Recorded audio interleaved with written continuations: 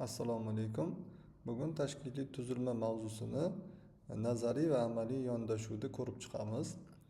Dars oxirida siz kompaniyangizga mos tashkiliy tuzilmani tanlash, uni ishlab chiqish uchun aniq qadamlarni bilib olasiz.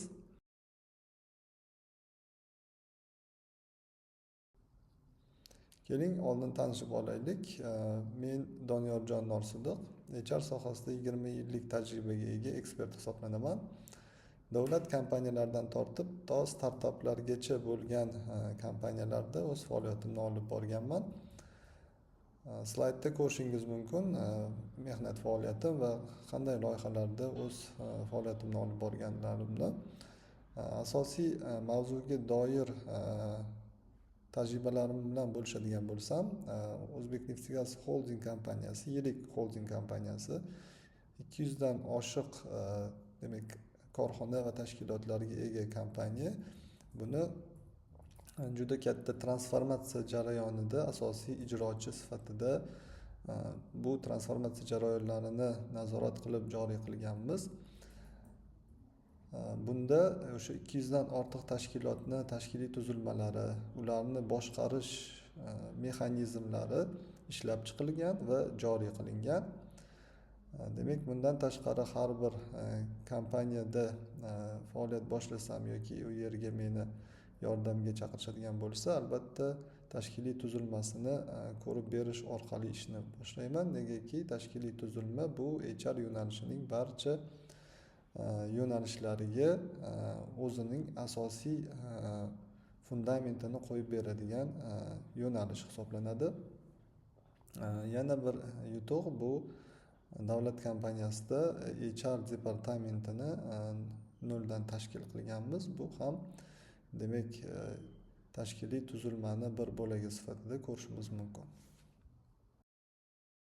Modul demak ko'p qismdan iborat. Bunda birinchi bo'lib qanday tashkiliy tuzilmalar amaliyotda mavjud, qanday nazariy bilimlarda 6 xil o'sha nazariy tashkiliy tuzilmalarni turlarini, ularni afzalliklarini va kamchiliklarini ko'rib chiqamiz va undan tashqari tashkiliy tuzilmani yaratishda, uni ishlab chiqishda e'tibor berish kerak bo'lgan jihatlar bor.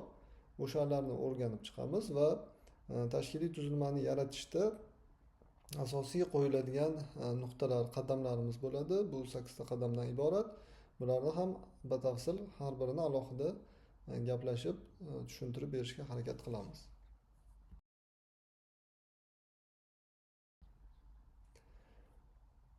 Tashkiliy tuzilma o'zi nima? Tashkiliy tuzilma bu o'zi 3 ta vazifani bajaradi. U rahbarni kompaniyaga ta'sir ko'rsatadigan asosiy vositalardan biri hisoblanadi. Agar kompaniya rahbari kompaniyani boshqarishda demak asosiy strategiyani belgilab oladi va strategiya demak kompaniyani qayerga qanday harakat qilish kerakligini belgilab beradi. Va bu strategiyani amalga oshirish uchun u o'ziga top menejerlarni yollaydi. Va har bir yo'nalish bo'yicha ularga demak ularni vazifasini taqsimlab beradi va bu strategiyani amalga oshiruvchi top menejerlar o'ziga demak xodimlarni o'ziga demak bo'limlarni yaratib, xodimlarni u yerga ishga olib, demak bu strategiyani bajarishda asosiy ijrochilarni yig'adi. Bunda esa demak tashkiliy tuzilma yordam beradi.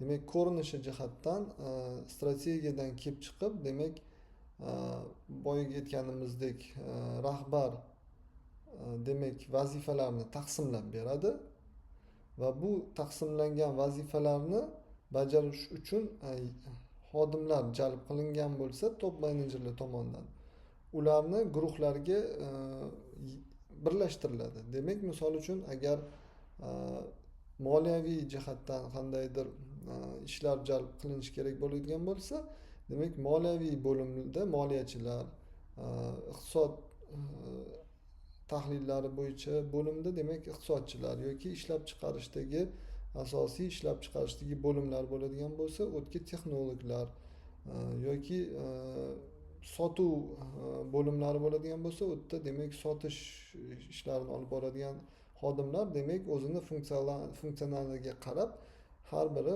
guruhlashtiriladi va har biri alohida alohida guruhlarga demak taqsimlaniladi. Va bu demak umumiy strukturani ko'rsatib beradi va shu demak tashkiliy tuzilma orqali top menejerlar va uni yuqorisida turuvchi kompaniya rahbari demak shu faoliyatni muvofiqlashtirib turadi. Demak bu tashkiliy tuzilmada kim kimga bo'ysunishi, kim bilan kim qanaqa aloqa qilinishi yaqqol ko'rsatib beriladi. Bu demak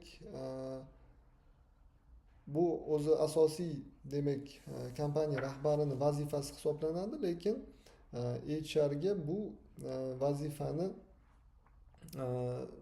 bir qismini tashkiliy tuzilmani tashkil qilish, uni o'sha chizish, ularni demak guruhlarga jamlash va ularni kim nima ish bilan shug'ullanishini bilgani uchun HR ga demak o'sha qismini vakolatini rahbar berishi mumkin bo'ladi va bu chizmalarni chizib, bu tuzilmani keltirib uni tasdiqlashda demak asosiy ijrochi HR xodim, HR direktor hisoblanadi. Lekin buni qanday struktura bo'lishi kerakligi, strukturada nimalarga e'tibor berish kerakligini asosan demak rahbar o'zi belgilab berish kerak bo'ladi. Keling endi tashkiliy tuzilmani nima ekanligini bilganimizdan keyin uni turlari haqida gaplashamiz. Tashkiliy tuzilmaning turlari juda ko'p. Amalda har xil turlar mavjud. Bu degani bugun ko'rib chiqadigan 6 xil turdagi tashkiliy tuzilma va undan boshqa tashkiliy tuzilmalar yo'q deb qabul qilishimiz kerak emas. Bugungi darsimizda ko'rib chiqadigan turlar demak asosiy ko'rinishdagi 6 xil turdagi tashkiliy tuzilma bo'lib, bularni tushunib yetishimiz va bularni to'g'ri qo'llashimiz demak keyinchalik boshqa tashkiliy tuzilmalarni ham qo'llashda demak asosiy vosita bo'lib xizmat qiladi. Xo'p, birinchisi iyerarxik tuzilma hisoblanadi. Iyerarxik tuzilmada biz ko'rishimiz mumkin uning o'ziga xos jihati demak aniq iyerarxiyaga ega. Demak har bir xodim o'zini bo'ysunuvdagi rahbar bo'ladi. O'sha rahbar uni boshqaradi, unga demak vazifalar yuklaydi, unga o'sha topshiriqlar beradi va bu o'sha xodimlarini ishini nazorat qiladi va u boshliqlarni ham o'zini rahbarlari bo'ladi. Demak, bu yerda aniq kim kimga bo'ysunishi va kim kimga hisobot berishi aniq o'sha chiziqlar bilan demak ko'rsatilgan bo'ladi va bu vertikallikni o'zida namoyon qiladi. Demak, topshiriqlar yuqoridan pastga qarab va uning ijrosi pastdan yuqoriga qarab demak vertikal ravishda amalga oshiriladi. Va bu tashkiliy tuzilma markazlashgan deyiladi, chunki demak bu yerda hozir har bir xodim bir rahbarga bo'ysunadi va boshqa bo'limlar ham unga boshqa rahbarga bo'ysunadi, top menejementga, va ular demak markaziy kompaniya rahbariga bo'ysunuvda bo'lgani uchun bu demak kompaniya rahbariga har bir yo'nalish markazlashgan holatda yetib keladi va shuning uchun ham bu iyerarxik tuzilma markazlashgan jihatga ega. Shu bilan birgalikda bu endi iyerarxik tuzilma umumiy jihati bo'ladi, lekin kompaniya katta bo'lgandan keyin har bir xodim boya aytganimizdek tashkiliy tuzilma guruhlarga demak markazlashtiriladi, yig'iladi va bunda demak har bir yo'nalish bo'yicha, vazifasi bo'yicha bir xil bo'lgan demak lavozimlar bo'limlarga birlashtiriladi. Demak, marketologlar marketing bo'limiga, eksport bilan shug'ullanuvchi demak mutaxassislar eksport bo'limiga guruhlashgandan keyin bu ham iyerarxik strukturada demak funksional tuzilma bilan demak kombinировать qiladi, demak mutanosib bo'ladi.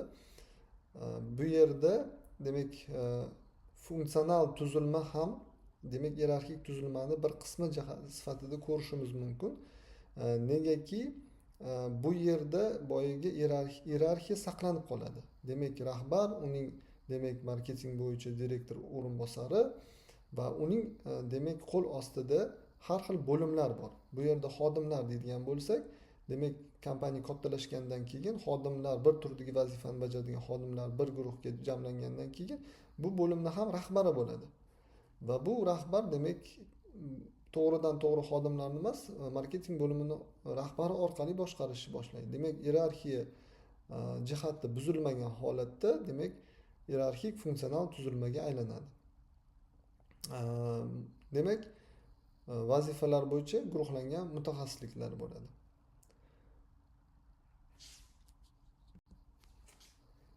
Iyerarxik tuzilmaning o'ziga yarasha afzalliklari mavjud va buning asosiy va afzalliklaridan iyerarxik tuzilma aniq va tartibli bo'ladi.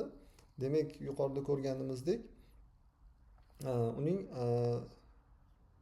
har bir bo'limlarni qiladigan ishlari aniq, kim kimga bo'ysunishi aniq va markazlashgan, demak har bir yo'nalishdan bo'limlarga bo'lingan, bo'limlar xodimlargacha bo'lingani uchun hammasi tartibli ravishda demak tuzilmani o'zini ham oxirida agar iyerarxik funksional tuzilmani joriy qiladigan bo'lsa, kompaniyada strukturani o'zi aniq tartibli bo'lib ko'rinishga ega bo'ladi va bu ishda ham o'z natijasini ko'rsatadi, chunki aniq kim kimga bo'ysunishi demak ortiqcha harakatlarsiz aniq bir rahbarga bo'ysunish orqali tartibli ish davom etadi.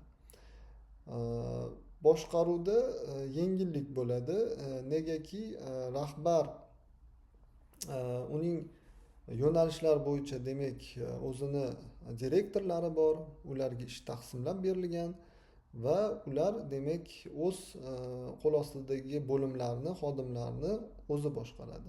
Bu yerda demak rahbarga operatsion ishlarni nazorat qilish, xodimlarni to'g'ridan to'g'ri boshqarish demak mas'uliyati, o'sha javobgarligi uni demak o'rinbosarlariga yuklatiladi. O'rinbosarlar o'z o'rnida demak bo'lim boshliqlariga bu narsani yuklatadi va shu orqali demak boshqarish osonlashadi. Bu demak yirik kompaniyalarda demak iyerarxik strukturani afzalliklari shu yirik kompaniyalarni boshqarishda demak rahbarlarga yengillik beradi. Yana bir afzalligi demak har bir turdagi mutaxassislar bir bo'limga jamlangandan keyin demak u yerda bu yo'nalishda chuqur shu yo'nalishni tahlili bo'ladi va xodimlar mutaxassislikka ega bo'lgan bo'lishi kerak bo'ladi, chunki o'sha mutaxassislik, o'sha yo'nalishni chuqur kompaniyaning o'sha yo'nalishi chuqur tahlil qilinadi, chuqur o'rganiladi va demak tahlil natijasiga qarab ish yaxshi ketishni boshlaydi. Shu bilan birgalikda bu tuzilmani kamchiliklari ham mavjud. Bu yerda byurokratiya bo'ladi, negaki demak xodim qandaydir bir taklif yoki bir yangilik qilmoqchi bo'lsa, u albatta iyerarxik tuzilmani shartlariga bo'ysungan holda uni to'g'ridan to'g'ri rahbari demak bo'lim boshlig'iga yoki o'sha rahbarni o'rinbosariga murojaat qilishi mumkin va buni olib chiqishi mumkin. Undan yuqori korxona rahbariga to'g'ridan to'g'ri bu narsani olib chiqa olmaydi, chunki boya aytganimizdek tartib va aniq shartlar ko'rsatilgan va uning xodimning ham yo'riqnomasida bu narsa ko'rsatilgan bo'ladi agar bizni kompaniyamizda iyerarxik tuzilma ishlayotgan bo'lsa. Va bu demak o'z-o'zidan byurokratiyaga olib keladi.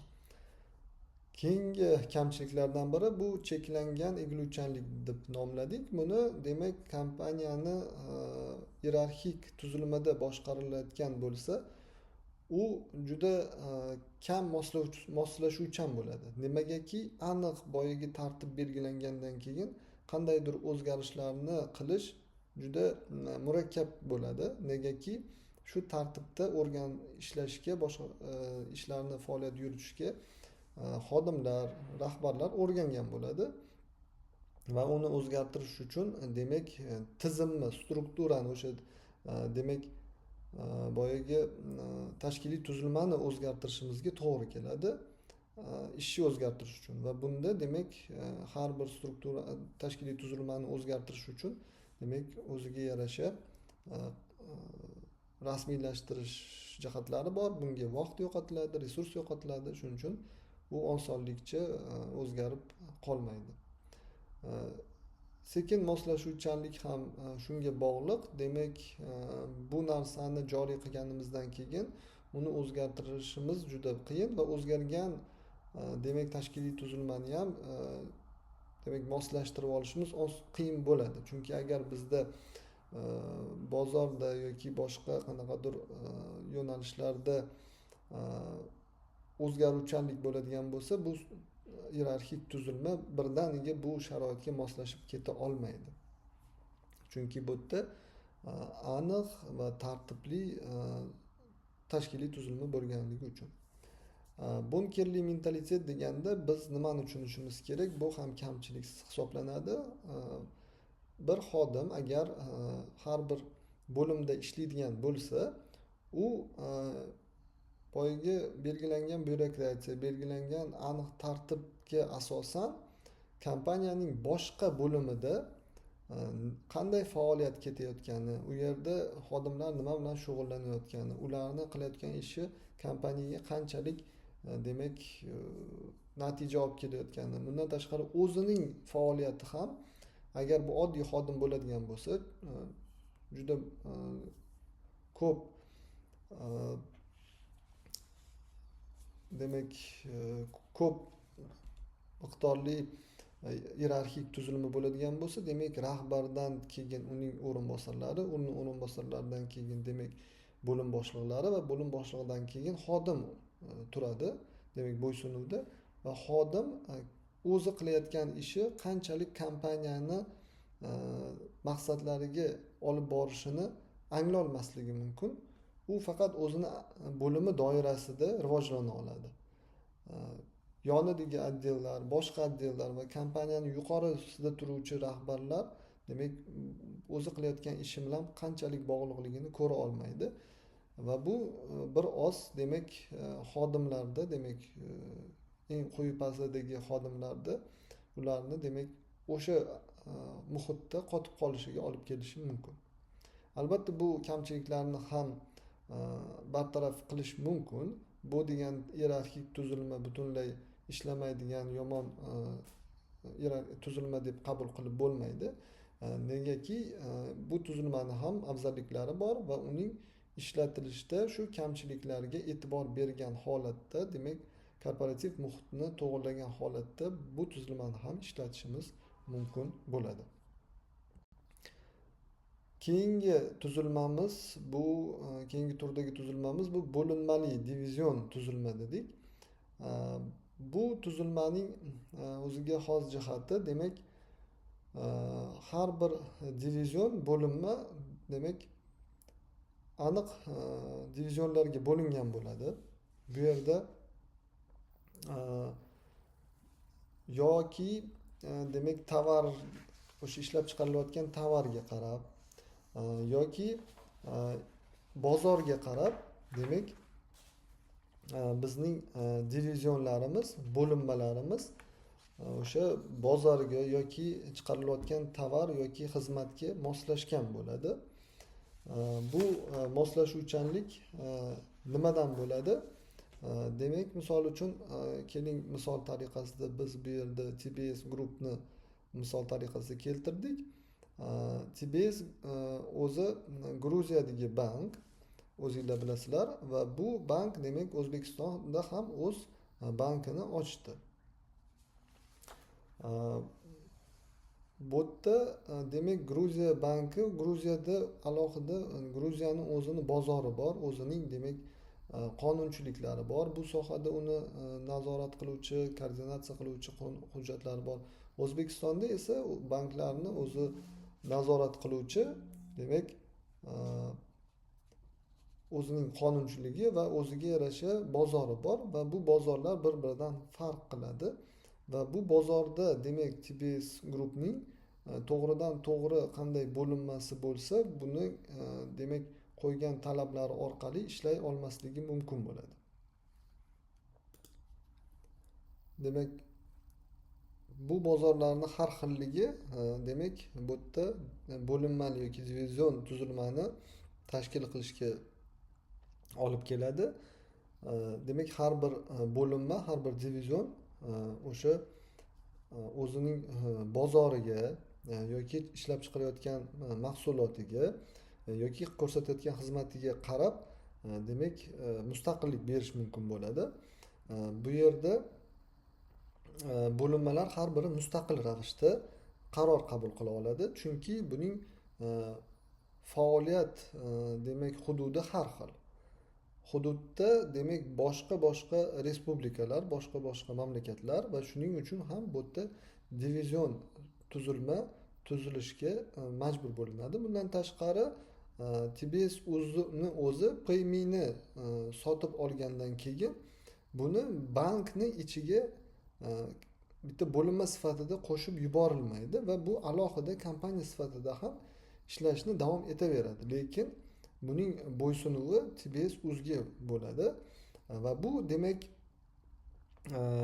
alohida xizmat hisoblanadi. Bankdan tashqari demak o'zingiz bilasiz moliyaviy texnologik xizmatlarni ko'rsatuvchi tashkilot sifatida alohida divizion, alohida bo'linma sifatida demak mustaqil bo'linma sifatida faoliyatini davom ettiraveradi.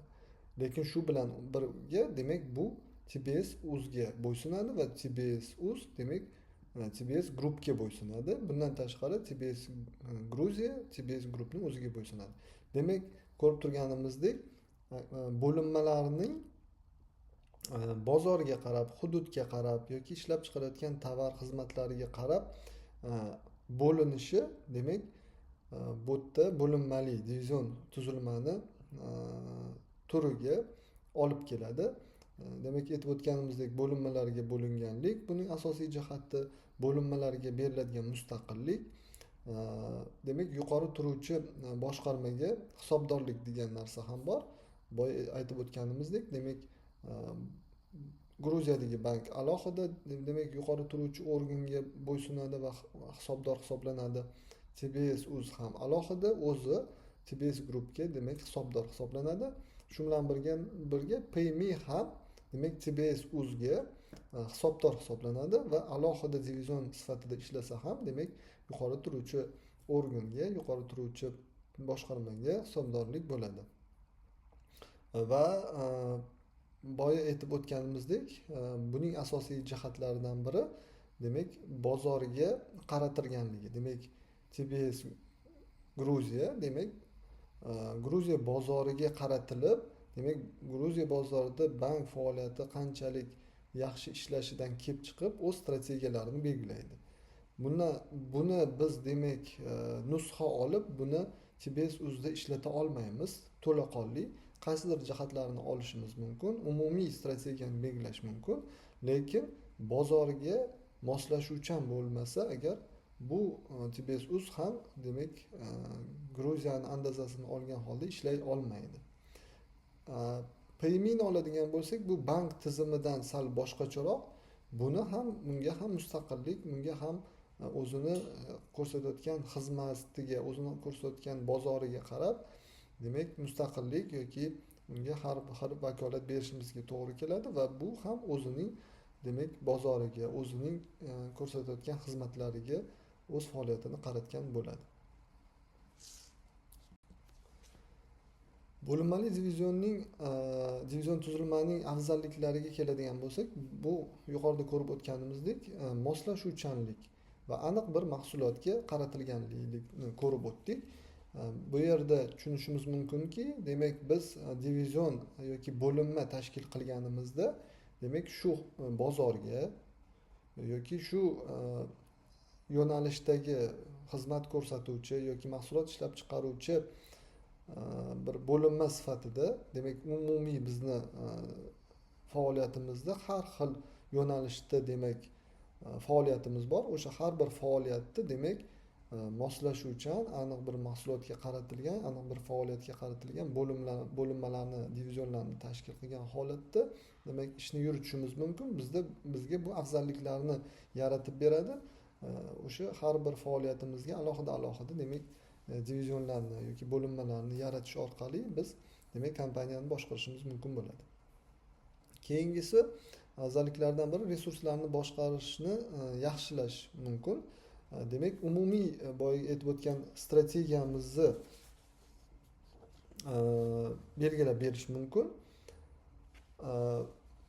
Har bir bo'linma o'zini moliyaviy tomondan mablag'lari, o'zini tomonidan o'zining personali, o'zining demak xodimlari, o'zining operatsion faoliyati bo'lgani uchun demak har bir bo'linma demak aniq va to'g'ri ishlashni boshlagandan keyin resurslar ham boshqarilishi ancha yaxshilashadi. Umumiy bir tartib bo'lib turib, hamma divizion bir xil ishlab, u moslashuvchan bo'lmagandan keyin uni qiynalgandan ko'ra har birini alohida bo'linmaga ajratib, uni alohida boshqarish demak resurslarni to'g'ri boshqarishga ham olib keladi.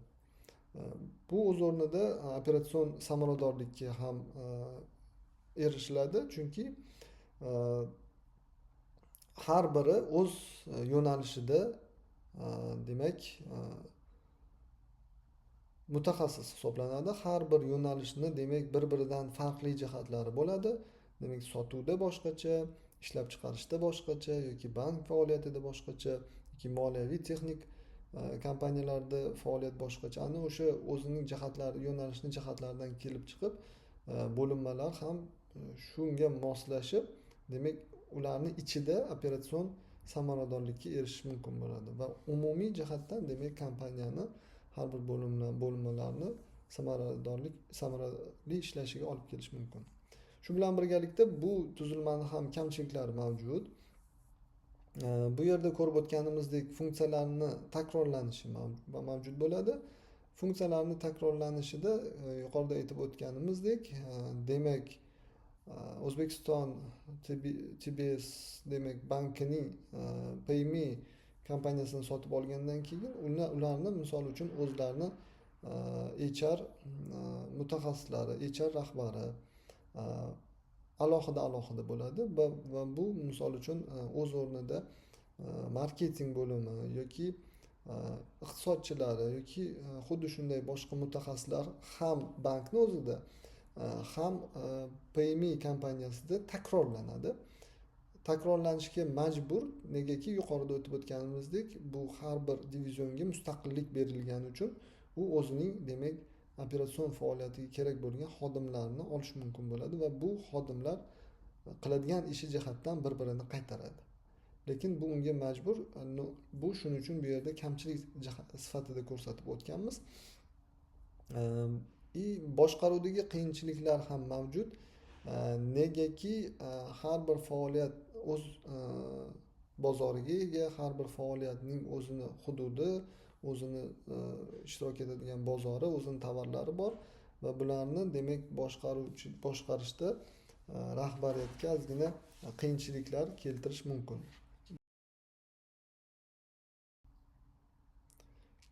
Keyingi xildagi demak tashkiliy tuzilmamiz bu matritsali tashkiliy tuzilma deyiladi. Matritsali tashkiliy tuzilmani o'ziga xos jihatlari bor. Bu bugungi kunda ko'rib o'tilgan 6 xil tuzilmaning murakkabrog'i hisoblanadi. Buning murakkabligi shundaki, demak ikki tomonlama bo'ysunuv bor bu yerda. Xodimlarda demak ikki tomonlama bo'ysunuv bo'ladi. Bu yerda funksional va jamoaviy tuzilmalarning kombinatsiyasini ko'rishimiz mumkin.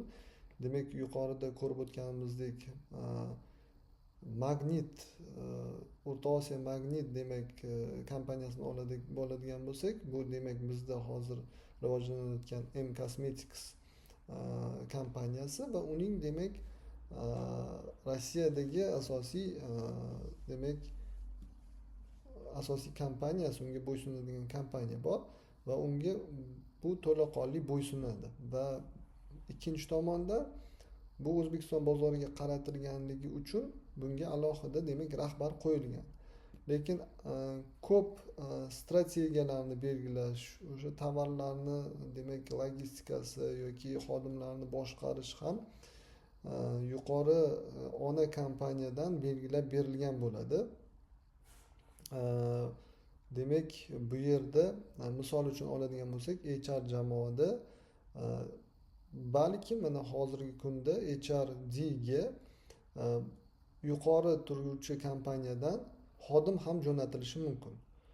Bu xodim demak HR strategiyani misol uchun bu yerdan yuqori turuvchi kompaniyadan belgilab tushirib beriladi va u tushirilgan strategiyaga asosan demak bu yerdagi HR o'zini faoliyatini tashkillashtirishi kerak bo'ladi. Demak, uni chegaralangan uning demak hududlari bo'ladi, strategiyasi bo'ladi va shu hudud strategiya doirasida faoliyatni tashkil qiladi. Uni chegaralaridan chiqish imkoni yo'q. Uni chiqishi uchun albatta yuqori turuvchi o'zini yo'nalishi bo'yicha rahbari bilan kelishishga to'g'ri keladi. Bundan tashqari lekin uning o'sha kompaniyada o'zining rahbari ham bo'ladi. Misol uchun HRD M Cosmetic'ning rahbariga bo'ysunadi.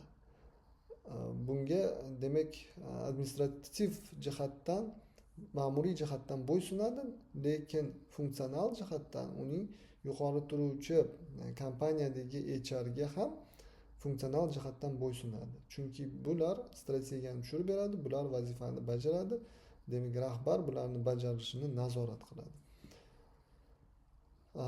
Bu jihat demak boshqa kompaniyani o'zini ichida ham bo'lishi mumkin. Misol uchun IT kompaniyalarida biz matritsali tuzilmalarni tashkil qilishimiz mumkin. O'zingiz bilasiz, u yerda demak funksional tuzilmalar bor. Demak, o'sha loyihalarni olib boruvchi menejerlar bor. Loyihalarni ishlab chiqaruvchi demak bizda IT mutaxassislar bor. IT mutaxassislar har bir yo'nalish bo'yicha bo'lingan guruhlarga, lekin qaysidir proyektga biz har bir bo'limlardan mutaxassislarni jalb qilishimiz mumkin. Bu boya aytib o'tganimizdek, funksional va jamoaviy tuzilmaning kombinatsiyasi bo'lgandan keyin jamoalar tuziladi. Ular jamoani ichida o'sha loyiha rahbariga demak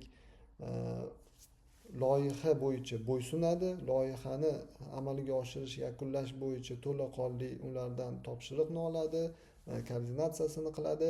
Lekin shu bilan birgalikda ularni qanday qilish kerak, qanday to'g'ri ishlash kerak, qanday rivojlanish kerakligini demak uni bo'lim boshlig'i ham uni funksional boshlig'i sifatida qaraladi va shu xodimda ikkita bo'ysunuvga ega rahbarlari bo'ladi va bu albatta o'z qiyinchiligiga olib kelishi mumkin. Lekin buning yaxshi tomoni resurslar mutanosib ravishda taqsimlanadi. Demak, boya aytib o'tganimizdek divizion tuzilmada resurslar qaytarilsa, bu yerda qaytarilmasligi mumkin. Demak, misol uchun shu yerni o'zidagi xodim ma'lum muddat shu yerda HRD bo'lib turib, shu tizimni o'rnatib ishlab ketishini ta'minlashi mumkin va bu yerda mas'uliyat boyagi qilinishi kerak bo'lgan javobgar kamayadi. Ko'pi bu yoqqa o'tishi mumkin. Va shu jihatdan resurslar mutanosib taqsimot qilinishi mumkin. Bu yerda ko'rib turganimizdek o'zaro ta'sir ham vertikal ham gorizontal bo'ladi. Yuqoriga o'zimizni demak rahbarimizga bo'ysunishimizdan tashqari demak xuddi ona kompaniyadagi bu yerda ham o'zini rahbari bor, o'zini HR rahbari bor, HR rahbarining xodimlari bor. Shu xodimga ham bu yerdagi xodimlar bo'ysunishi mumkin. Bu demak gorizontal bo'ysunuvni, gorizontal ta'sirni o'tkazgani uchun ham gorizontal ham vertikal ta'sir va o'zaro ish almashuvini bo'lgani uchun ham matritsali tuzilmaning asosiy jihati sifatida qabul qilinadi. Matrisali tuzilmaning demak afzalliklari qulaylik va moslashuvchanlik deb bilishimiz mumkin. Yuqorida ko'rib o'tganimizdek, kompaniyada agar bunday tuzilma joriy qilingan bo'lsa, uni qulaylik tomonidan demak faoliyat o'zgaradigan bo'lsa yoki bozorda qandaydir o'zgarishlar yuz beradigan bo'lsa, unga tezda moslashish mumkin. Demak, misol uchun IT kompaniya bo'ladigan bo'lsa yoki qandaydir bir loyihalar bilan ishlaydigan kompaniya bo'ladigan bo'lsa, demak shu loyihani ustida ishlayotgan demak komanda a'zolari o'sha loyihaga birlashtirilgan, lekin ularni shu o'rinda o'zining har birini bo'limlari bor. O'sha bo'ysunuvga o'sha bo'limga qaraydigan o'zining bo'limlari bor. O'sha bo'limlarda demak bularni birdaniga shu loyihadan ajratib olib boshqa loyihalarga jalb qilish mumkin. Bu loyihalarni rivojlantirish yoki to'xtatish va boshqa loyihalarni boshlab yuborish mumkin va bu juda qulaylik va hozir zamonda o'zgarib borayotgan bozorni jadal o'zgarib borishiga moslashuvchan bo'lgani uchun bu afzallik demak bu tuzilmada o'z o'rnini ko'rsatadi.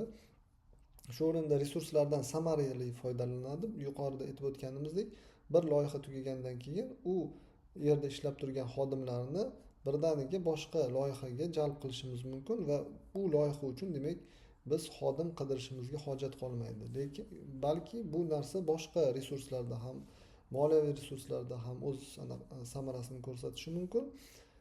Va boya aytib o'tganimizdek, xodim har bir loyihada ishlagandan keyin demak har bir yo'nalishda o'zini hissasini qo'shadi va bir komandada, bir guruhda demak har xil yo'nalishdan kelgan xodimlar bo'lgani uchun demak u yerda o'zaro hamkorlik demak yaxshi rivojlanadi va yangi g'oyalarni ham demak u yerda ishlab chiqish va uni tatbiq qilish mumkin bo'ladi.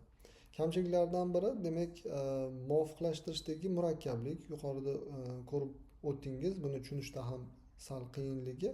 Demak boyagi bitta xodimni demak ikkita rahbarga bo'ysunuvi. Uning loyiha rahbari bo'ladi va funksional rahbari bo'ladi va shu yerda biz aniq har bir rahbarning unga bo'ysunuvidagi xodimning undan talab qilinadigan jihatlarini aniq ko'rsatib bera olmasak, bu kamchilikka aylanadi. Demak, loyiha rahbari o'sha jalb qilingan xodimga demak loyiha doirasida topshiriqlarni berish kerak bo'ladi. O'z muddatida o'sha topshirilgan vazifalarni bajarilishiga demak loyiha rahbari javobgar bo'lgandan keyin shu masalada xodimlarni ishga jalb qiladi.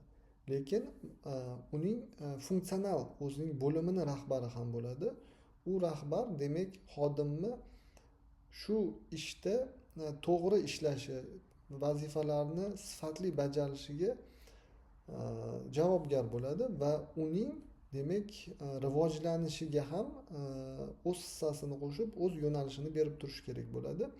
Bundan tashqari demak shu turdagi xodimlar yetishmaganda HR bilan birgalikda bu xodimlarni ishga qabul qilishda demak funksional rahbar javobgar bo'ladi. Loyiha rahbari u faqat shu funksional rahbar o'ziga kerakli bo'lgan xodimlarni funksional rahbarlaridan demak kelishib o'zini loyihasiga jalb qilish, faqat loyihani tugatish undan talab qilinadi. Mana shu yerda sal murakkabchilik bo'ladi. Buni ham to'g'ri ko'rsatib bergan holatda ishlatishimiz mumkin bo'ladi. Yana bir kamchiligi bu aytib o'tganimizdek o'rta bo'g'indagi menejmentning boshqaruvidagi o'sha qiyinchiliklar, ularga qo'yiladigan talablar yuqoriligi. Yuqorida aytib o'tganimizdek loyiha rahbarlari, menejerlari demak o'ziga berilgan, jalb qilingan xodimlarni o'zini vakolatidan oshiq holda demak boshqarishi, talab qo'yishi noo'rin bo'ladi. Shu chegaralarni o'tib ketmasligini undan talab qilinadi va shu bilan birgalikda funksional rahbar ham unga qo'yilgan chegaralardan demak loyiha tomonga o'tib ketib qolmasligini talablari qo'yiladi.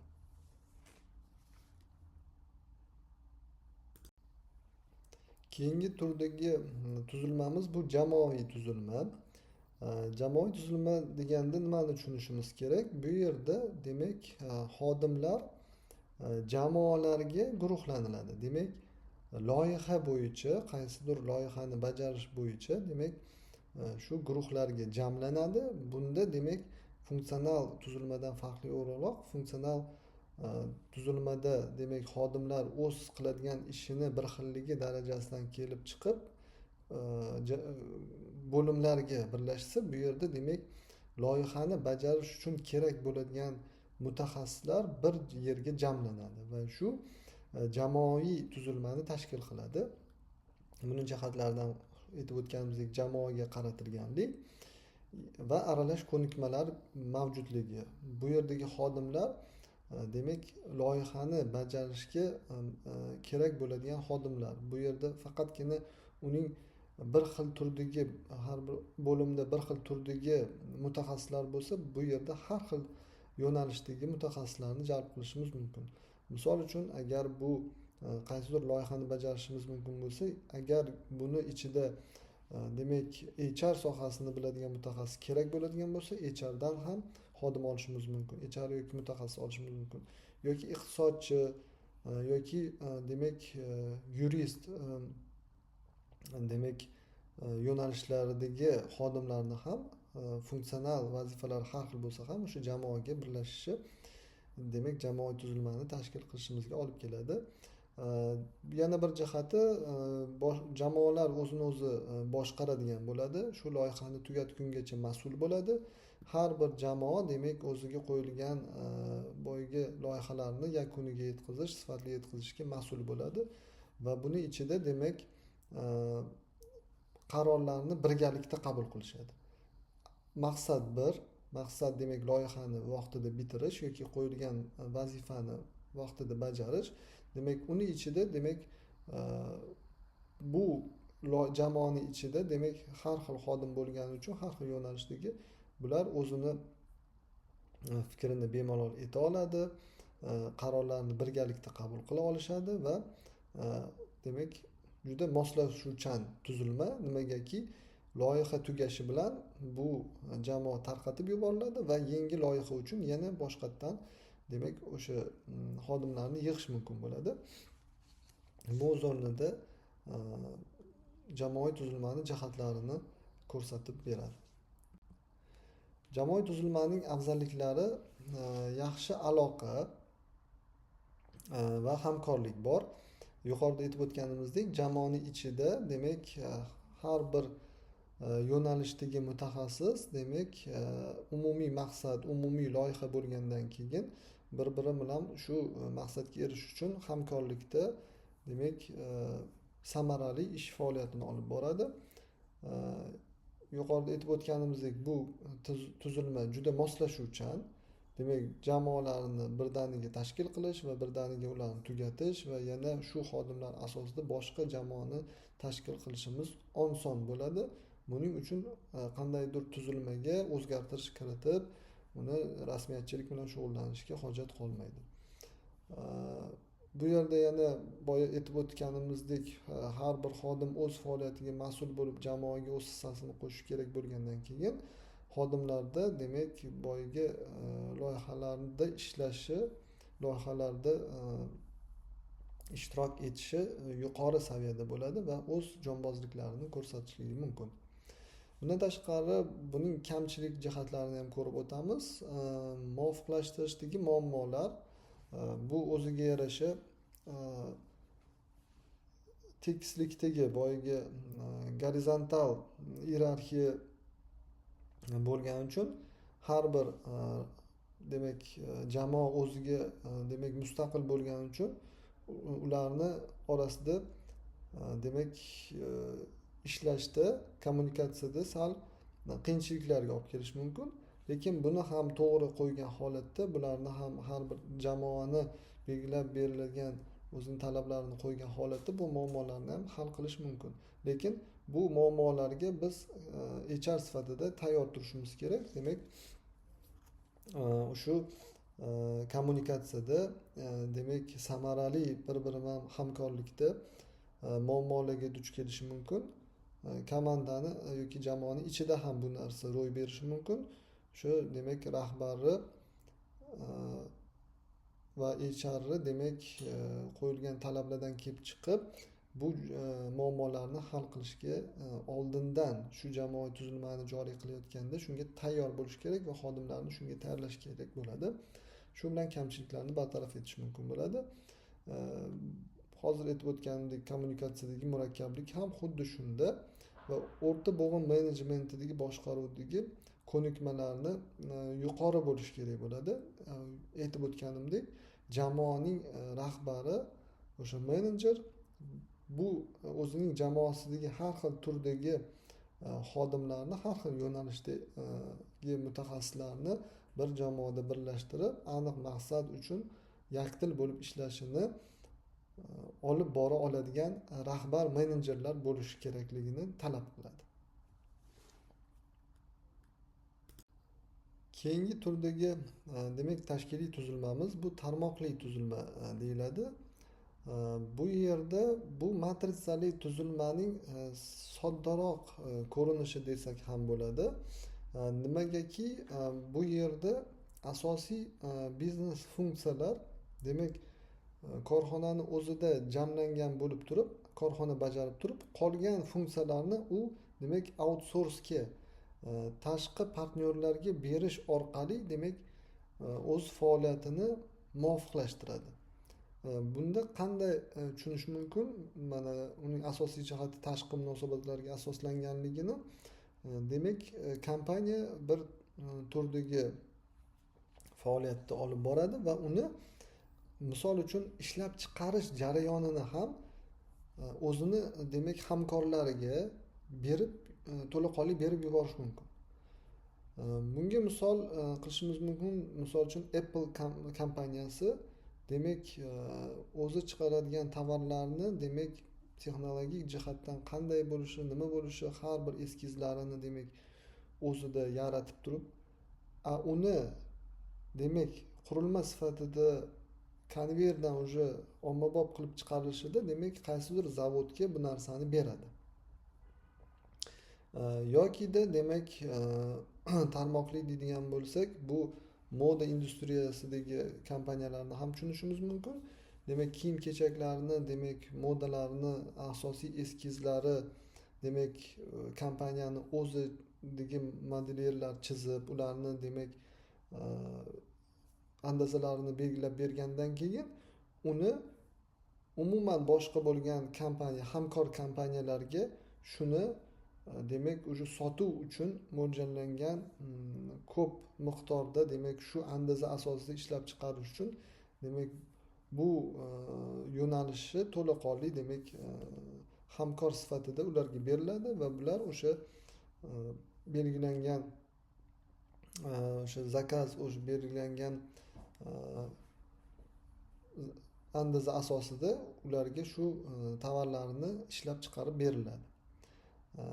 Bu yerda har xil kompaniyalarni hisobga olishimiz mumkin. Demak, ko'proq outsourcega o'zini asosiy faoliyatiga qaratib, qolgan qismlarni kerak bo'lsa operatsion faoliyatni ham outsourcega chiqarib yuborish mumkin bo'ladi. Va bu demak tarmoqli tuzilmani o'zida mujassam qiladi.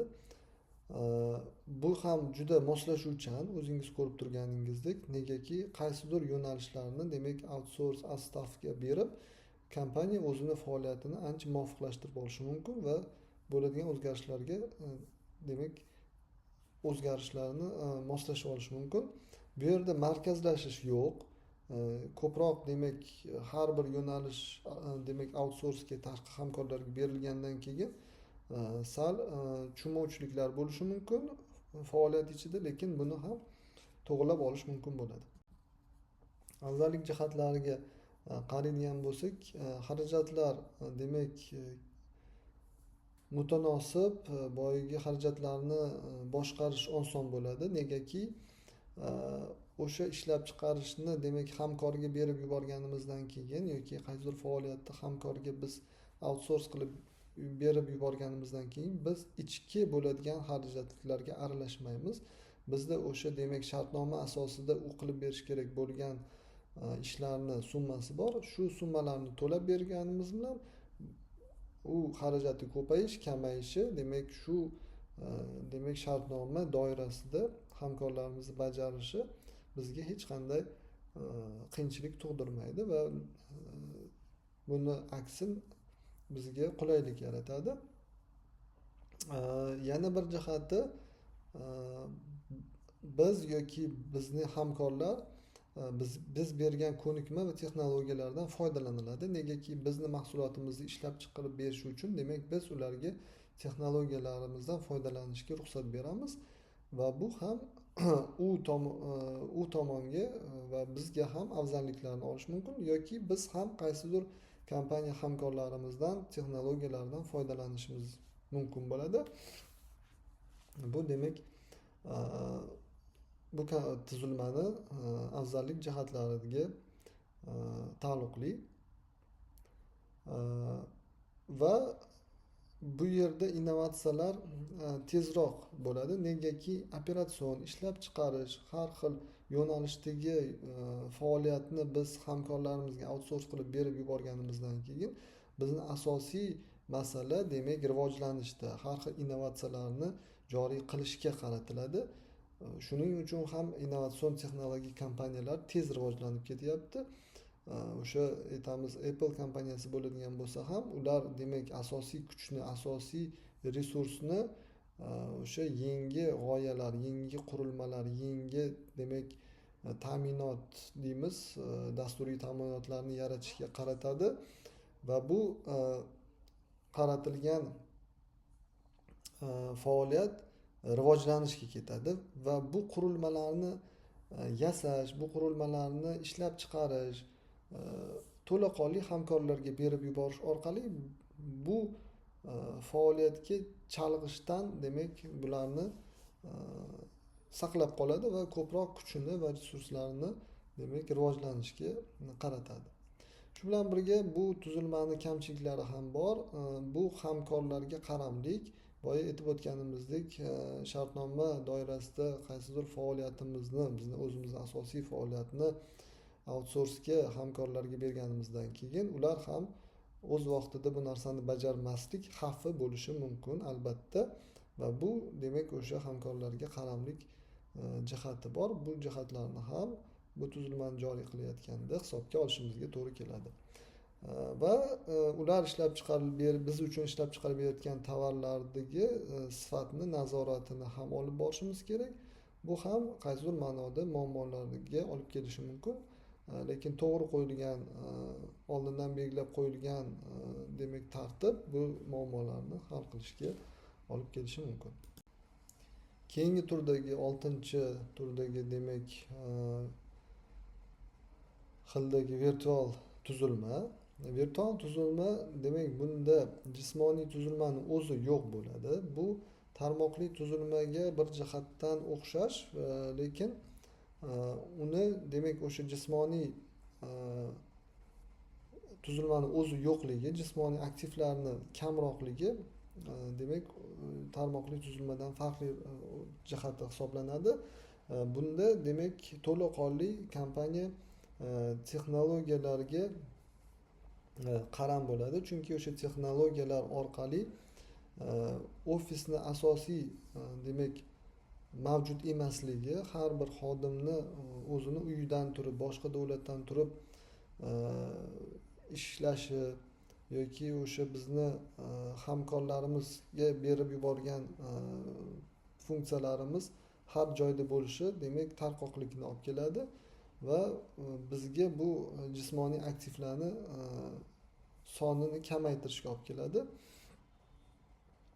Shu bilan birgalikda bu boya aytib o'tganimizdek texnologik IT kompaniyalarida juda ko'p qo'llaniladi. Uni afzalliklari demak operatsion xarajatlarni kamaytirish, demak bizni ofisimiz yoki jismoniy aktivlarimiz kam bo'lgandan keyin demak bizni xarajatlarimiz ham kamayadi. Lekin bir tomondan dunyoning har bir burchagidagi demak mutaxassislarni biz ishga yollashimiz mumkin, ulardan foydalanishimiz mumkin. Bu tuzilmada ishlash demak bu imkonni beradi bizga. Egiluvchanlik juda bemalol, negaki bu aniq tuzilma bo'lmagandan keyin biz har xil demak yo'nalishda o'sha o'zimizga mos xodimlarni olamiz va har bir xohlagan hududimizda ularni yollashimiz mumkin va bu demak bizni kompaniyamizni egiluvchanligiga olib keladi.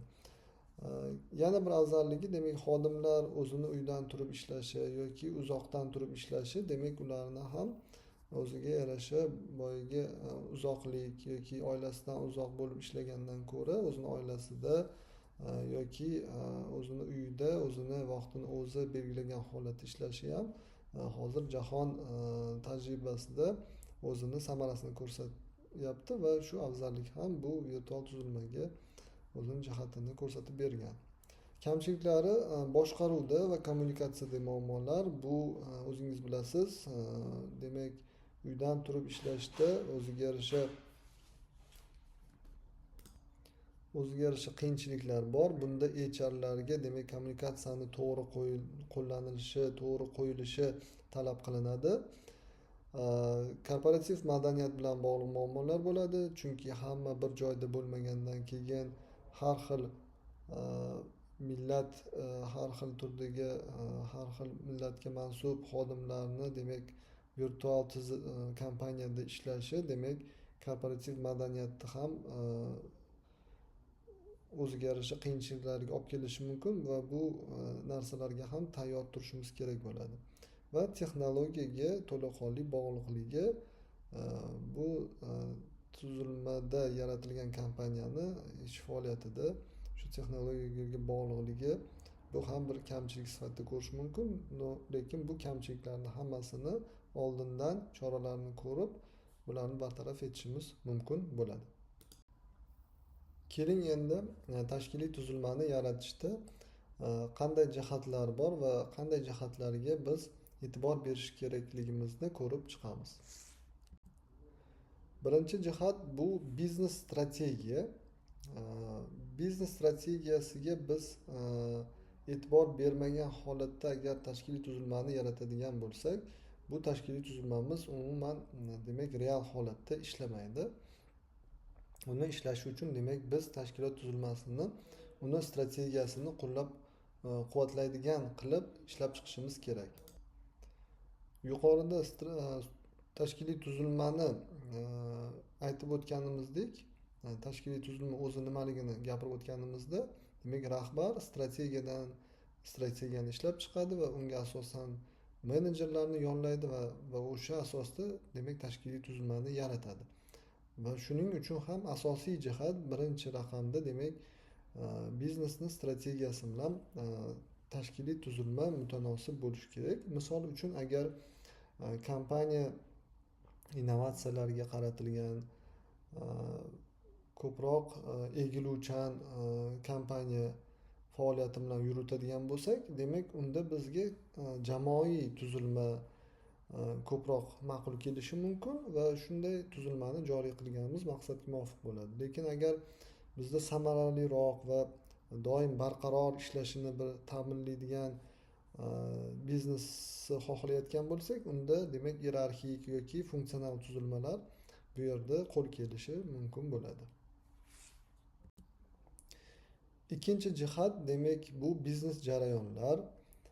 Har bir tashkiliy tuzilmani ishlab chiqishda biz biznes jarayonlar asosida qiladigan bo'lsak, bizni demak tashkiliy tuzilmamiz hayotda to'g'ri ishlashi mumkin. Tashkiliy tuzilma biznes jarayonlarini qo'llab-quvvatlashi kerak yoki ularni yengillatishi kerak. Buni qanday tushunishimiz mumkin? Har bir kompaniyaning o'zining biznes jarayonlari bor. Bu albatta tartibli qog'ozga tushirilgan bo'lsa, demak u biznes jarayonlarini o'rganish orqali biz HRlar tashkiliy tuzilmani yaratishimiz mumkin.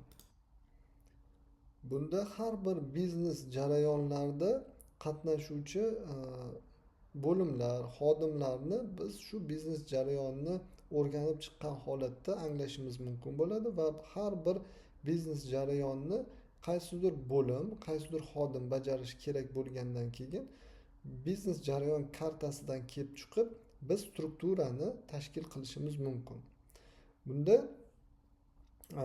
demak tashkiliy tuzilma demak biznes jarayonlarini o'zgarishiga mutanosib bo'lishi kerak. Agar bizning biznes jarayonimizda nimadir qaysidir jarayonlar o'zgaradigan, qo'shiladigan yoki olib tashlanadigan bo'lsa, mutanosib ravishda bu bizni demak tashkiliy tuzilmamizda o'zini aksini topishi kerak bo'ladi va biz demak biznes jarayonlarini ishlashi uchun xodimlarni to'g'ri joylashtirishimizga qaratilgan instrument bo'lgani uchun ham tashkiliy tuzilma demak u biznes jarayonlarimizda hamohang bo'lishi kerak. Misol uchun demak bizni biznes jarayon nimadan boshlanadi?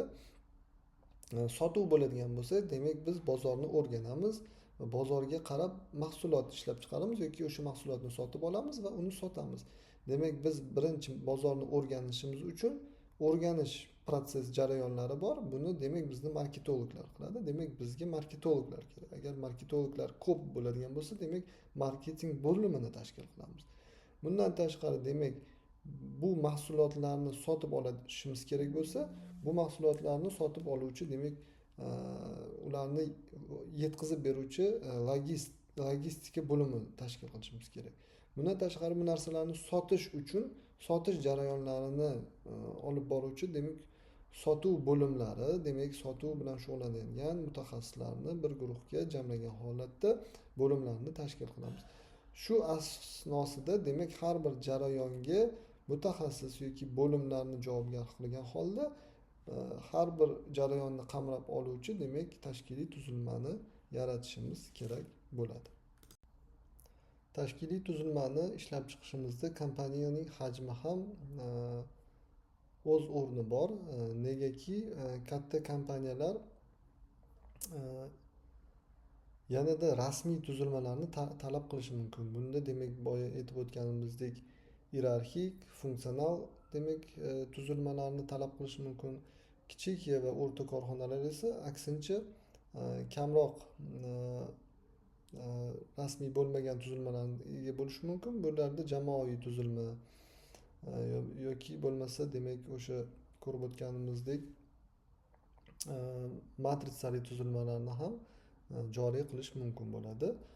Demak biz har doim kompaniyani hajmidan kelib chiqib ham to'g'ri tuzilmani tanlashimiz kerak bo'ladi. To'rtinchi jihat korporativ madaniyat. Agar tuzilma kompaniyaning qadriyatlari va mezonlarini aks ettirishini qo'llab-quvvatlamasa, demak bu tuzilma ham keyinchalik ishlamasligi mumkin. U qog'ozda qolib ketadi va hayotda demak ishchilar, xodimlar o'zining demak belgilangan korporativ madaniyat orqali ishni davom ettirishi mumkin bo'ladi. Demak biz yangi tuzilmani joriy qilayotganda korporativ madaniyatni o'zgartirgan holatda joriy qilishimiz kerak bo'ladi. Agar bizdan bu narsa talab qilinsa. Agar tuzilma yo'q bo'lsa, unda biz korporativ madaniyat yaxshi, shu tizim bizni qoniqtirsa, shunga munosib demak tashkiliy tuzilmani yaratishimiz, uni chizishimiz to'g'ri bo'ladi.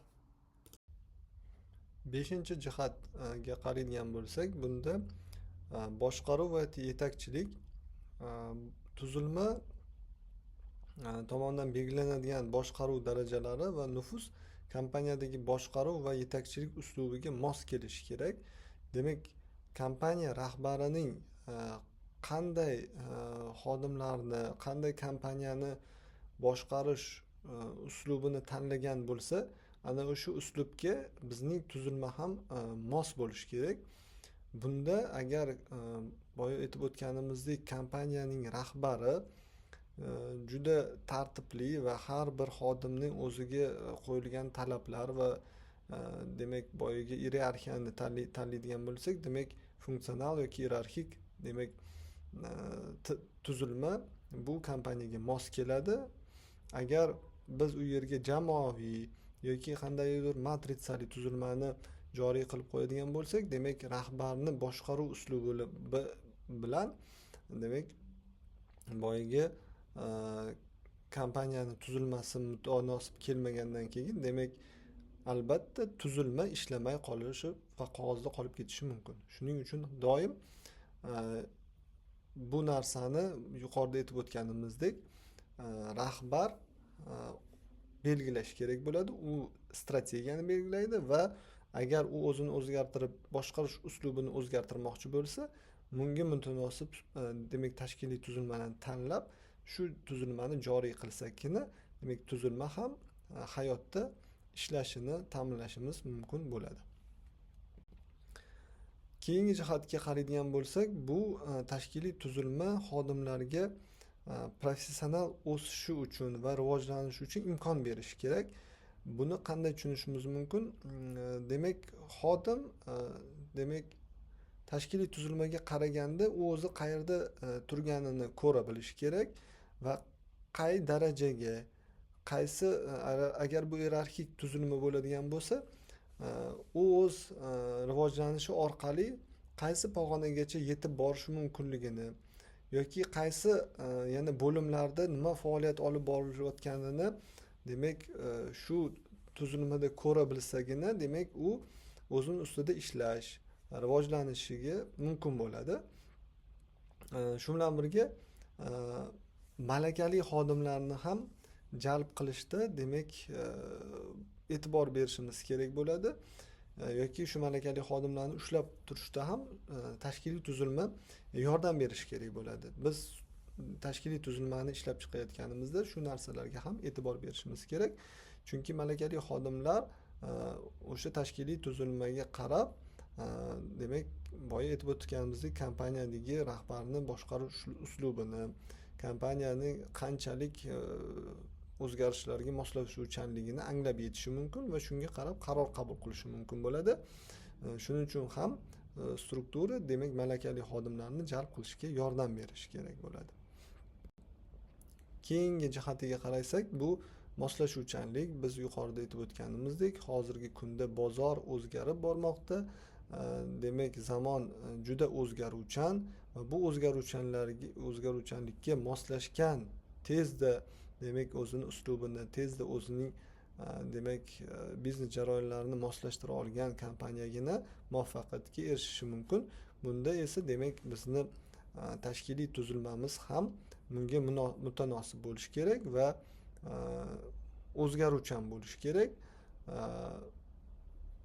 Hozirgi holatlarda demak bizni biznes jarayonlarimiz yoki bozordagi qandaydir o'zgarishlar, o'sha o'zgarishlarni demak biz tashkiliy tuzilmada mutanosib o'zgartirgan holatda uni muvofiqligini olib borishimiz kerak bo'ladi.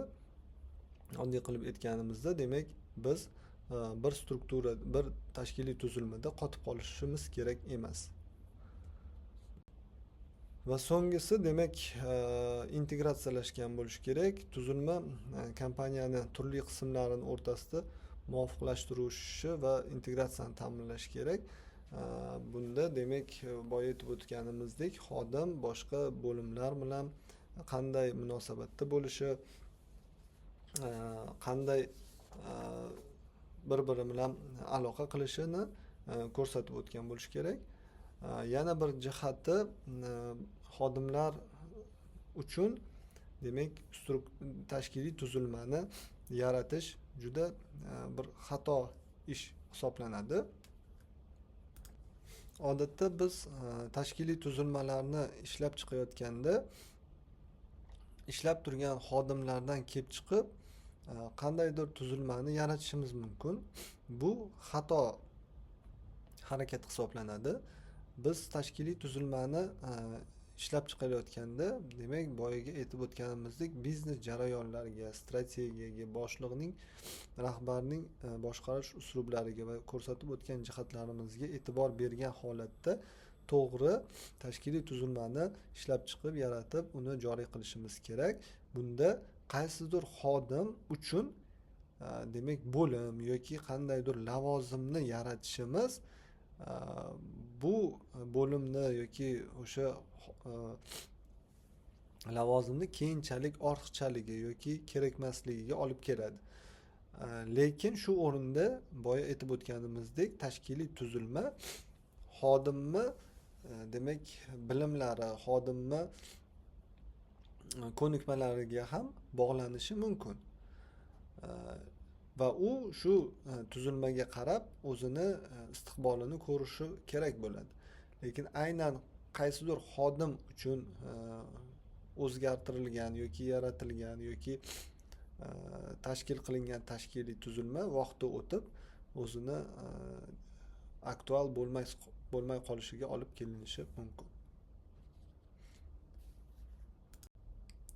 Keling endi sizlar bilan tashkiliy tuzilmani ishlab chiqishning qanday qadamlari bor va bu qadamlarda nimalarga duch kelamiz va qanday harakatlarni qilish kerakligini ko'rib o'tamiz. Xo'p, biz vazifalarni quyidagi ketma-ketlikda hal qilinishi sifatli tashkiliy tuzilmani yaratilishiga imkon beradi deb hisoblaymiz. Bu 8 ta qadam demak shu tartibda, shu ketma-ketlikda agar to'laqonli shu har bir qadamda o'z tadbirlarini qiladigan bo'lsak, demak samarali tashkiliy tuzilma yaratilishiga erishgan bo'lamiz.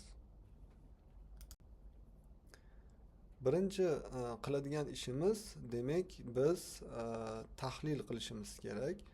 Agar bizda tashkiliy tuzilma hali yaratilmagan, hali chizilmagan bo'ladigan bo'lsa, demak biz biznes jarayonlarini demak o'rganishimiz kerak. HR sifatida biznes jarayonlarini demak chizishimiz yoki ko'rishimiz shart emas, lekin bu narsalarni qilgan mutaxassislarni natijasi, demak biznes jarayonlarini agar qog'ozga yoki demak elektron ko'rinishda bo'ladigan bo'lsa, bu narsani o'rganib chiqishimiz kerak. Biznes jarayonlarini tushungan HR to'g'ri tashkiliy tuzilmani yarata olishi mumkin. Va bundan tashqari, agar bizda amalda qo'llanilib turgan tashkiliy tuzilma bo'lsa va uni o'zgartirishga qandaydir hojat paydo bo'ladigan bo'lsa, biz o'sha holatni o'rganib tahlil qilishimiz kerak.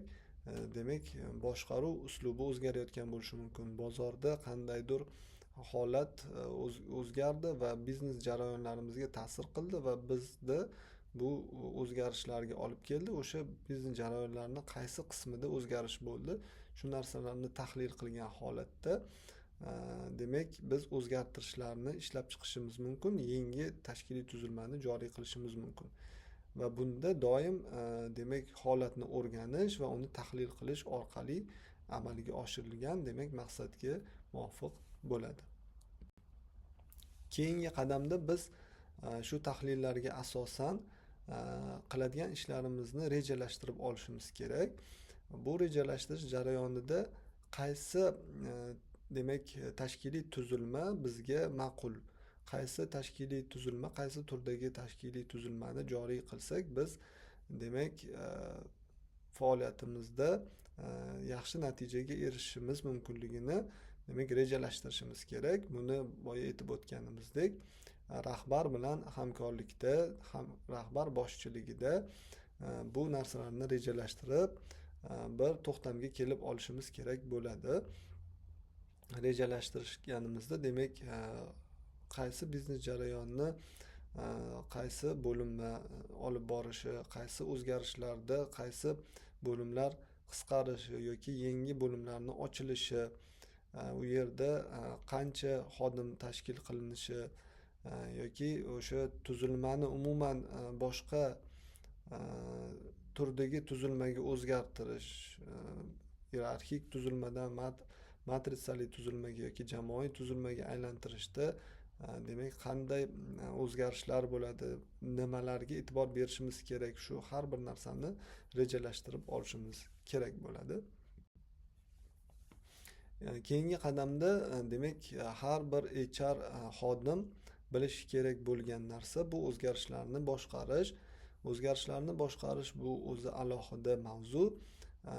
Bu nafaqat yangi tuzilmani yaratishda, uni joriy qilishda, balki har bir o'zgarishlarni kompaniyada joriy qilishda, ayniqsa bu xodimlarga taalluqli bo'ladigan bo'lsa, bu o'zgarishlarni HR xodim boshqarishni bilishi kerak.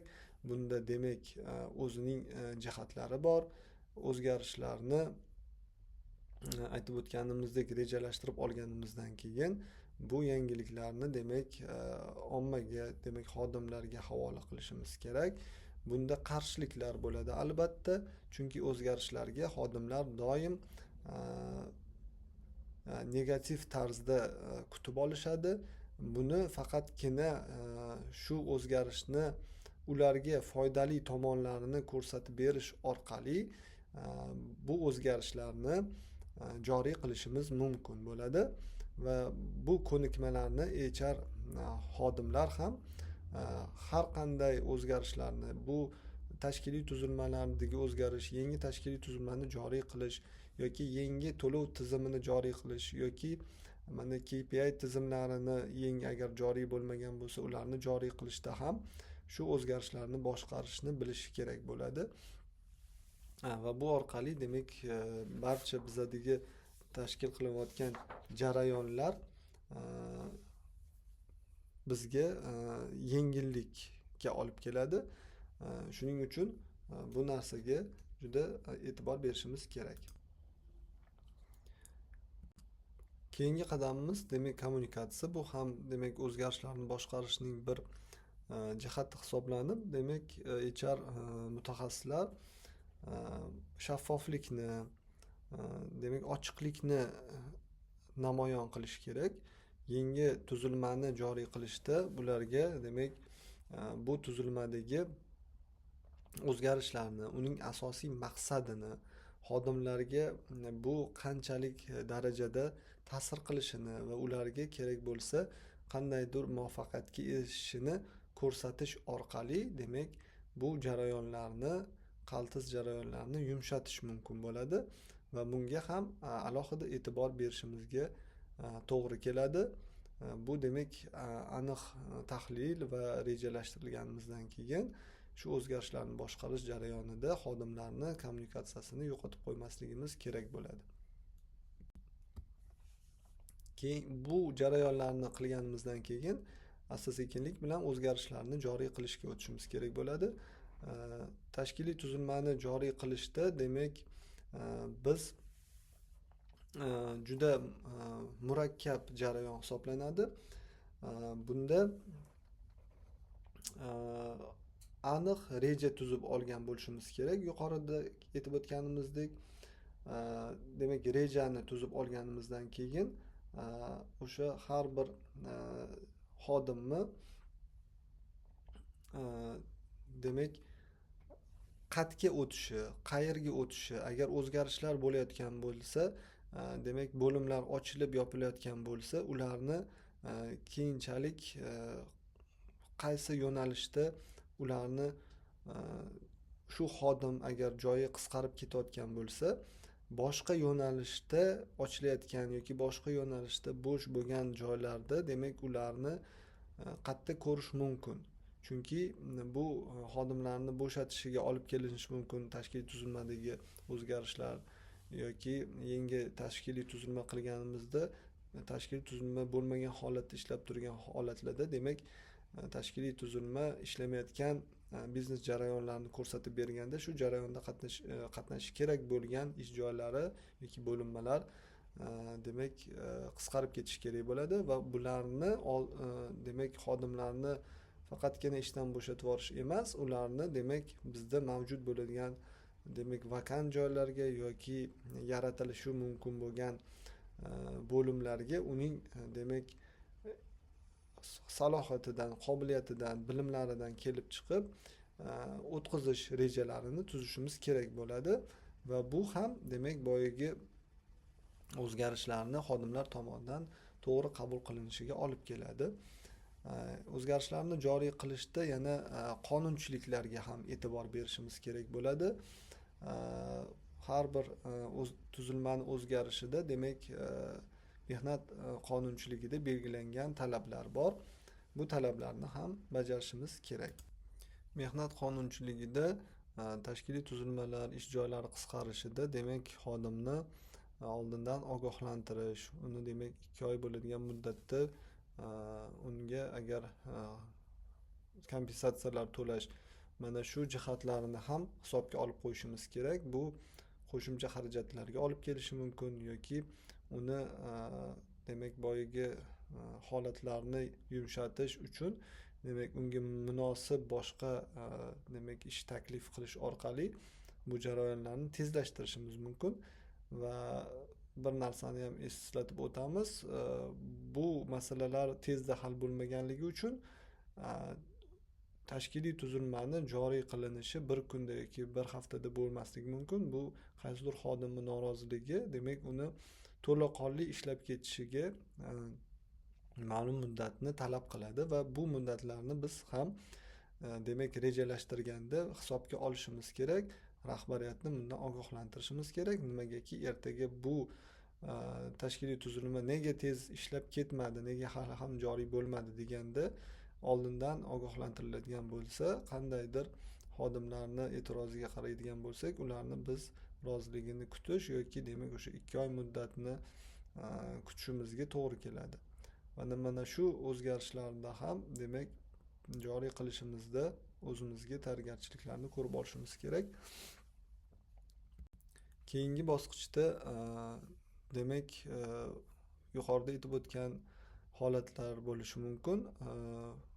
Xodimlarni yangi joylashadigan, yangi beriladigan lavozimlarga o'qitishimiz mumkin.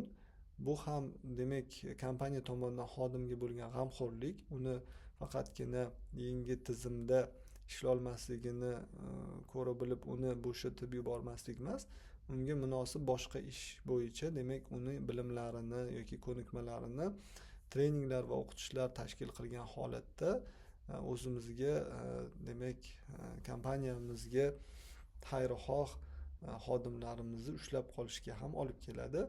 Shuning uchun bu treninglarni HR mutaxassis sifatida biz tashkil qilib, demak yangi tashkiliy tuzilmani yoki o'zgarishlarni har xil qaltisliklarsiz joriy qilishimizga olib keladigan asosiy bu qadamlardan hisoblanadi. Bunga ham biz e'tibor berishimiz kerak.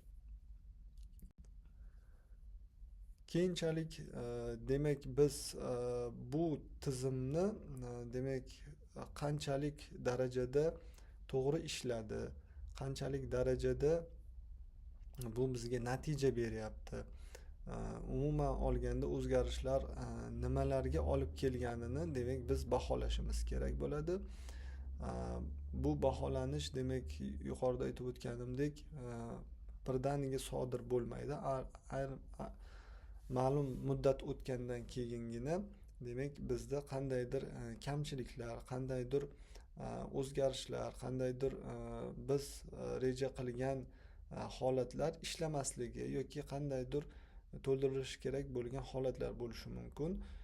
Bu tashkiliy masalalarda ham, bu demak tuzilmada belgilangan ish o'sha xodimlar soni bo'yicha ham yoki boyagi kommunikatsiyada kimga kim bo'ysunishi yoki matritsali tuzilma bo'ladigan bo'lsa, unda boyagi ikki tomonlama boshqaruvda qandaydir ziddiyatlar, qandaydir oldindan hisobga olinmagan jihatlar bo'lishi mumkin. Ana o'shalarni demak shu baholash natijasida to'g'rilashimiz kerak bo'ladi. Bu natijalarni demak baholash uchun bizga demak har bir joriy qilgan tuzilmamizni hayotda qanday ishlashini demak baholab borishimizga to'g'ri keladi va buni demak rahbar bilan birgalikda qilishimiz kerak bo'ladi va to'laqonli unga javob topishimiz demak tuzilmani to'g'ri ishlab ketishiga sabab bo'ladi. Oxirgi qadamimiz demak bu jarayonlarni baholab olganimizdan keyin albatta bularni holatlarni yechimini topish uchun ularni demak o'zgartirish kiritishimiz kerak bo'ladi. Demak, biz joriy qilib qo'ygan tuzilmada agar qandaydir kamchiliklar, qandaydir to'ldirishlar bo'lishi kerak bo'lsa, bu narsani amalga oshirishimiz shart. Nimagaki biz buni tasdiqladik, bo'ldi, shu bo'yicha ishlashimiz degan narsani qilishimiz kerak emas. Bu yaqqol o'zini namoyon qilsa, demak bu samarasiz qanday holatga olib keladigan bo'lsa, buni albatta to'g'irlashimiz va bu demak tashkiliy tuzilmamizni yengillashimiz kerak bo'ladi. Bu esa demak bizni yangi qandaydir kamchiliklarga yoki o'zgarishlarga moslashuvchan ekanligimizni ko'rsatadi. Albatta tashkiliy tuzilma bu yuqorida aytib o'tganimizdek kompaniyani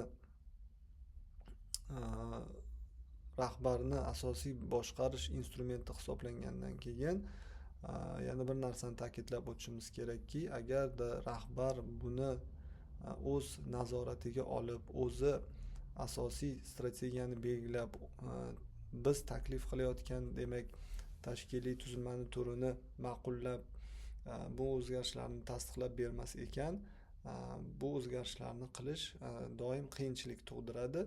Shuning uchun HRlarimiz bu tuzilmalarni turlarini, uni mana tashkiliy qilish yo'llarini yaxshilab o'rganib chiqish kerak bo'ladi. Shu o'rinda yana bir narsani o'tishimiz kerak. O'zimizda bo'lib o'tgan demak jarayonlarda biz ko'p tashkiliy tuzilmalarni o'zgartirishda yoki tubdan umumiy tizimni o'zgarishida ham ko'p qatnashganmiz. Bunda demak biz shu jihatlarni e'tibor berganmiz va shu qadamlardan qaysidir qadamlarni qilmagan bo'lishimiz mumkin va shu qadamlarni albatta qilinishi kerakligini tavsiya qilamiz. Demak, ko'riladigan, o'zgartirish kerak bo'linadigan joylarda tahlillarga e'tibor berishimiz kerak. Oldindan rejalashtirib olishimiz juda zarur narsa va bu reja asosida o'zgarishlarni boshqarishimiz ham juda muhim. Negaki xodimlar doim bu o'zgarishlarga to'sqinlik qilishga harakat qilishadi, chunki har bir xodim o'sha ishlab turgan jarayonini o'zgartirmaslikka harakat qiladi, chunki bu unga qo'shimcha qanaqadir mas'uliyat yuklashini bu oldindan biladi. Va har bir o'zgarishlarda demak biz xodimlarni ogoh qilishimiz kerak, ochiqlik bilan ularga olib keladigan bu yaxshi o'zining yaxshi tomonlarini ham ko'rsatib berishimiz kerak. Shundagina ular bu narsani qabul qilishlari mumkin.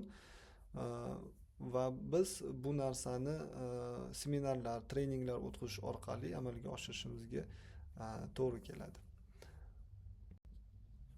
E'tiboringiz uchun rahmat. Biz sizlar bilan demak tashkiliy tuzilmani modulini demak nazariy jihatlari va o'zimizda bo'lgan keyslar bilan bo'lishdik. Xayr, salomat bo'ling.